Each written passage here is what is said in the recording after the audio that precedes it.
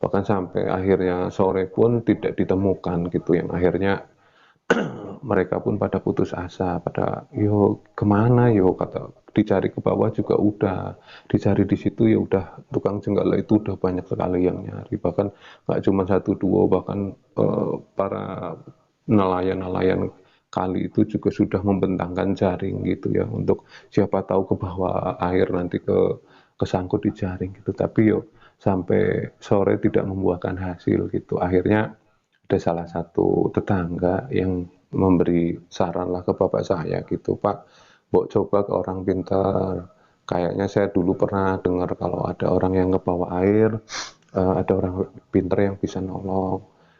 Akhirnya yo karena segala usaha, segala macam cara sudah dicoba tapi tidak membuahkan hasil, akhirnya yo pihak keluarga mendatangi orang pintar lah atau kiai, itu ada sebuah orang kiai lah gitu, dan saat itu kiai tersebut berkenan hadir ke tempat tersebut gitu, dan ya memang saat itu keadaan sudah agak malam lah, sudah jam sekitar maghrib, jam tujuan gitu.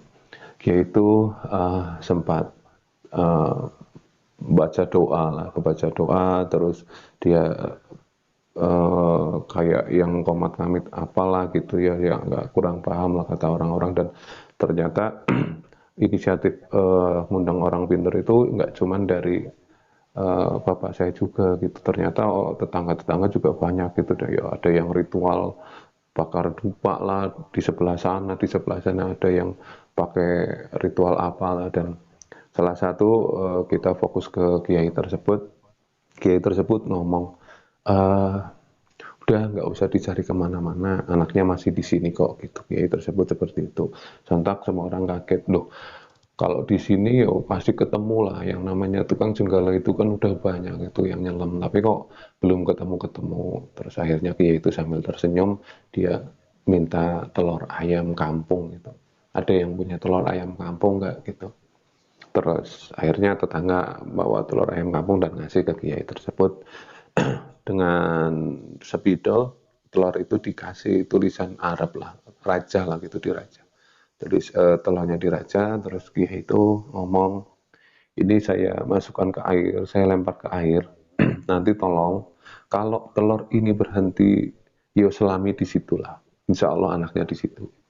Terus tidak begitu lama seorang kiai tersebut melempar telur itu ke air, dan telur itu muter-muter. Awalnya itu telur itu muter-muter karena ya memang di situ kan arusnya muter ya, ada pusaran air gitu. Dan anehnya itu di saat di tengah itu yo, tiba-tiba telur itu berhenti gitu. Padahal kan pusaran air juga kan gede gitu. Telur itu berhenti dan tep berhenti, yang akhirnya kayak itu bilang itu tempatnya di situ gitu. Akhirnya ada beberapa orang jenggala lah, dan dibantu warga di situ, dia nyelam ke situ.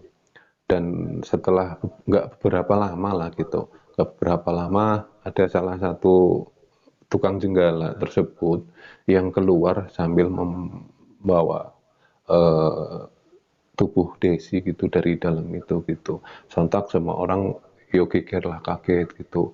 Kok ternyata nggak jauh gitu, ternyata itu gitu ya. Terus akhirnya dibawa ke pinggir, sempat ditanya gitu sama kiai tersebut ke siapa, ke tukang jenggala yang mendapatkan tubuhnya tadi gitu, di mana kamu menemukannya gitu. Tukang jenggala itu bertanya, ternyata bener di bawah, lurus persis di bawah telur yang tadi berhenti itu, dan posisi tubuhnya itu tertindih batu gitu.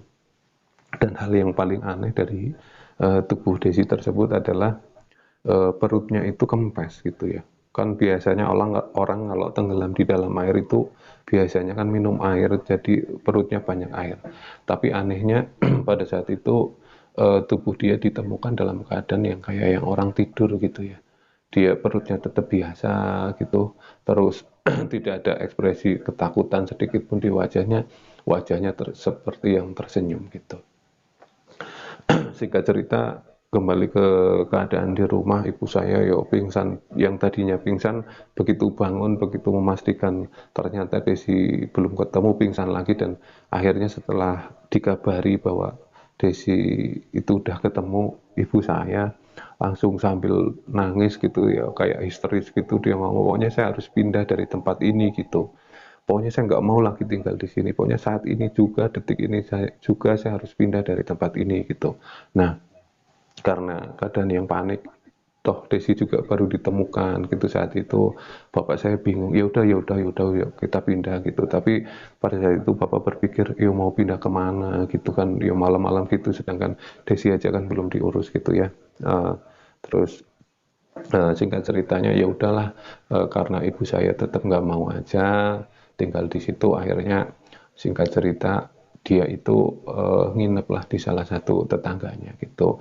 Untuk sementara malam itu dia pindah, dan Desi pun diurus saat itu, uh, tubuhnya, mayatnya gitu diurus gitu. Dan keesokan harinya ibu saya karena sudah tinggal di saudara, akhirnya mulai sedikit demi sedikit ngambil barang yang ada di rumah dan pindah gitu ya. Dan uh, pada saat itu ibu saya yo nggak mau lah ke rumah itu, karena yo melihat melihat kenangan yang nggak enak lah ya, yang nggak enak, yang menurut ibu saya itu yo sangat sangat menakutkan lah gitu. Akhirnya yo yang memindahkan itu yo bapak sama pihak keluarga gitu loh. Akhirnya eh, setelah beberapa lama, akhirnya kami pun memberi rumah lah gitu di agak jauh dari situ gitu, dan akhirnya tinggal di situ gitu ya. Tapi memori tentang tidak adanya Desi itu masih membekas lah, terutama di Mbak Yu saya gitu. Mbak Yu saya yo pada saat itu kalau kalau tidur itu kayak orang yang gelagapan gitu, kalau tiba-tiba gelagapan gitu, kayak kayak yang masuk ke air gitu. Dan itu berjalan agak lama ya, karena ya memang trauma atau apalah, kurang paham gitu. Bahkan sampai dia umur SMP pun kadang-kadang kalau kaget dia masih gelagapan gitu. Dia juga sering bercerita kalau yo masih takut, masih trauma, bahkan untuk main ke air gitu, ke kali sudah nggak mau gitu ya.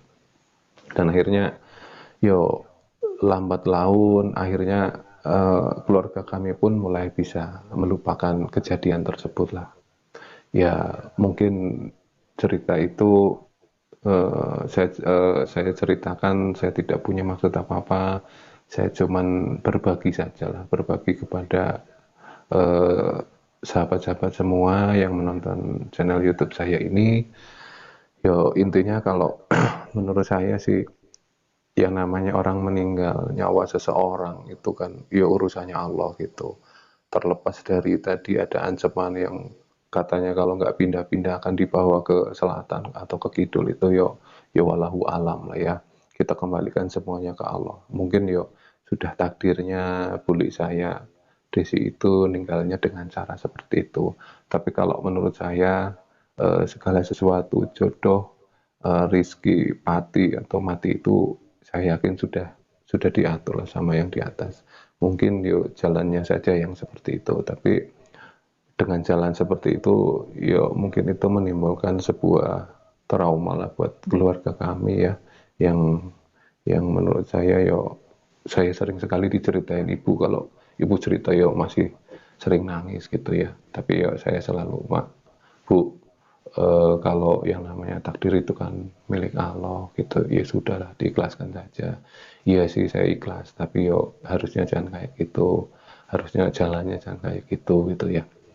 Ya, terima kasih buat para sahabat semua yang sudah menyaksikan video ini dari awal sampai akhir.